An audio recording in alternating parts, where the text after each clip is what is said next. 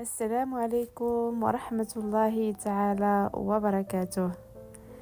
أجيت اليوم نتكلم لكم على الصداقة، وأنا في هذا المكان الجميل قررت أنني نتكلم لكم بكل صراحة على بعض المواقف اللي كانت دوزتها في الحياة ديالي مع بزاف ديال الناس. ملي نقول الصداقة ما كنذكرش هنا الأصدقاء ديالي فقط، كنذكر الأخوات، كنذكر خواتاتي، الأصدقاء ديالي، الأحباب ديالي اللي عاشرتهم. كنذكر بزاف ديال الناس اللي دازوا في الحياة ديالي. فاللي اكتشفت أنا مؤخرا أن الصداقة في هذا الزمن ما بقتش بحال الصداقة قبل.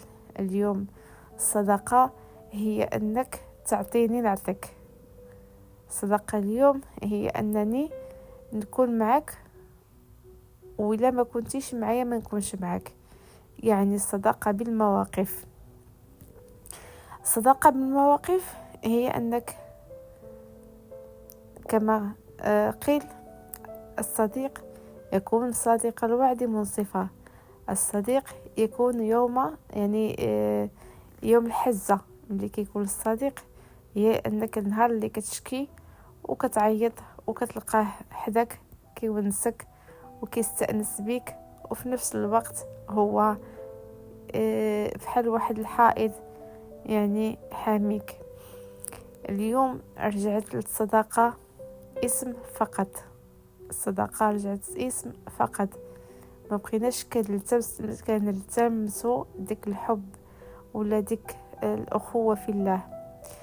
فأنا جيت باش نتكلم شوية وباش نوصل الميساج ديالي لشي الناس اللي بزاف ضروني في حياتي، واللي بزاف ما عرفتش كيفاش انها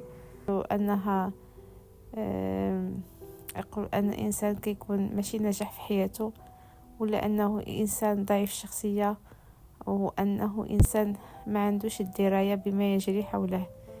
فالانسان اللي كيكون ظريف ولا كيكون حنين او لا كيكون متعاطف مع اي مواقف، فهذاك الانسان هذاك كيكون نادر سبحان الله العظيم، وليه هو تلقاه في كل الظروف الصعبة كتلقاه هو الجنب ديالك. فالمواقف هي التي تحكم على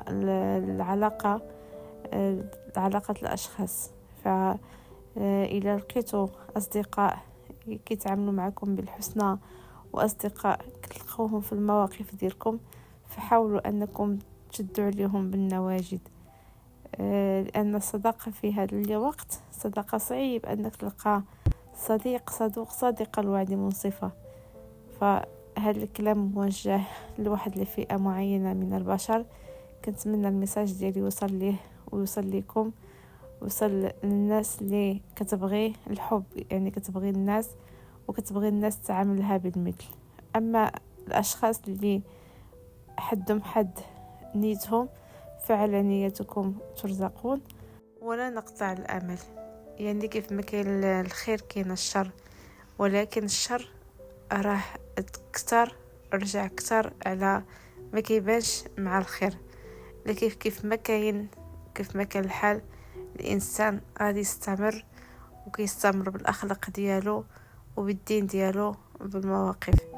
فاحنايا كيف ما كنا كنبقاو بشر، والبشر يخطئ ويصيب، وخير الخطائين توابون. لكن لا يكلف الله نفسا إلا وسعها. فإذا حسيتي بأن شي شخص كيستغل الطيبوبة ديالك، فما عليك إلا تغدروا بسلام وما تزيدش تدور موراك وتقول له كان الله في عونك. فأنا ما جيتش هنا باش نشكي، ولكن باش تكون عبرة لبزاف ديال الناس اللي مازال كتثيق ومازال كتعطي الوقت ديالها لمن لا يستحق. كنتمنى ان شاء الله ان الفيديو ما نكونش طولت عليكم. نلتقي في فيديو اخر، والسلام عليكم ورحمة الله تعالى وبركاته.